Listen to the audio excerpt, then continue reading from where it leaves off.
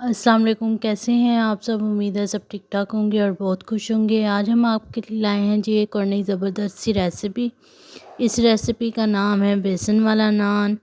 इसको आलू वाला नान भी कहते हैं, फ्राई नान भी कहते हैं और सर्दियों की बहुत ही ख़ास और स्पेशल रेसिपी है ये। सर्दियों में बहुत लोग जो है वो बेसन वाला नान शौक़ से खाते हैं। आप लोग ज़रूर ट्राई करिएगा, बाज़ार से लेने के बजाय आप लोग घर पे बनाइएगा और बहुत ही आसान रेसिपी है, बहुत ही मज़े का बनेगा। ये आलू वाला बेसन वाला नान कैसे बनाएंगे घर पे मैं आपको बताती हूँ, लेकिन उससे पहले कीजिए मेरे चैनल को सब्सक्राइब और कीजिए बेल आइकन को प्रेस ताकि आपको मिले मेरे नई आने वाली वीडियोज़ की नोटिफिकेशन वक्त पर। सबसे पहले इसके लिए हमने एक जो बड़ा आलू होता है वो ले लेना है और उसको इस तरह से बारीक बारीक हमने काट लेना है। ये आलू जैसे हम आलू की भुर्जी बनाते वक्त आलू काटते हैं, बिल्कुल वैसे ही हमने बारीक बारीक आलू को काट लिया है। इसके लिए थोड़ा सा हमने हरा प्याज लिया है, ये इसमें बहुत अच्छा टेस्ट लेके आएगा। फिर हमने लिया है दूसरा वाला लाल वाला प्याज छोटा, एक टमाटर लिया है, थोड़ी हरी मिर्चें ली हैं और लास्ट पे हमने लेना है जी अनारदाना, तकरीबन 2 टेबल स्पून। ये सारी चीज़ें भी हमने आलू के साथ डाल देनी है। जो आलू हमने काटे थे उनके साथ हमने ये डाल देनी है। ये जी प्याज, टमाटर, अनारदाना, हरा प्याज, हरी मिर्चें, ये सारी चीज़ें चले गई हैं। साथ में हमने ये डाल देना है साबुत धनिया 2 टेबल स्पून। साबुत धनिया को हमने मसल के डालना है। इसको हमने हथेली पे लेके थोड़ा सा मसल लेना है और फिर इसके अंदर डाल देना है। साथ में हमने जी सॉल्ट डाल दिया है। सॉल्ट के बाद थोड़ी सी हल्दी डाल दी है, हाफ़ टेबल स्पून हमने इसके अंदर दड़ा मिर्च डाल दी है, चिली फ्लेक्स, और साथ में हमने पिसी हुई जो है सुरख मिर्च वो डाल देनी हाफ़ टेबल स्पून। साथ में धनिया पाउडर डाल देना हाफ़ टेबल स्पून और ज़ीरा पाउडर डाल देंगे हाफ़ टेबल स्पून। ये जी सारे स्पाइसेस हमने डाल दिए हैं इसके अंदर। अब जी इसके अंदर हमने ऐड करना है बेसन। बेसन जो है हम 4 बड़े चम्मच इसके अंदर डालेंगे और डालते साथ ही हमने इसको छान भी लेना है, साथ में स्ट्रेन कर लेना है। स्ट्रेनर में हमने 4 बड़े टेबल स्पून जो हैं बेसन के डाल लिए हैं और उनको हमने स्ट्रेन कर लेना है अच्छी तरह से। बेसन को हमने अच्छी तरह से स्विफ्ट कर लेना है, स्ट्रेन कर लेना है।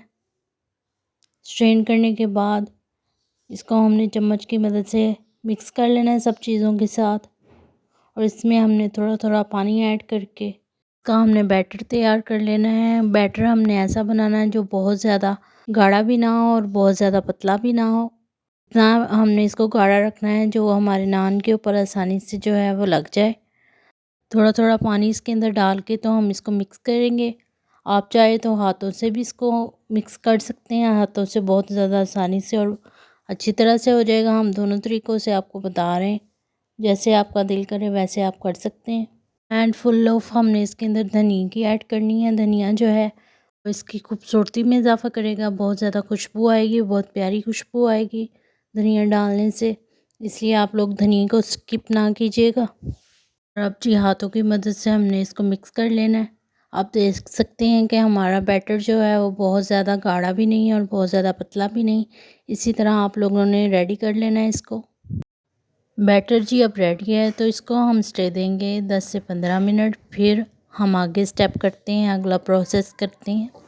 अब जी 10 से 15 मिनट हो गए हैं, नान हमारे पास है और हम ये बैटर जो है नान के ऊपर लगाने लगे हैं। बिल्कुल इसी तरह से आपने भी नान के ऊपर बैटर को लगा लेना है। बहुत ही पतली सी लेयर जो है हमने इसकी लगानी है नान के ऊपर।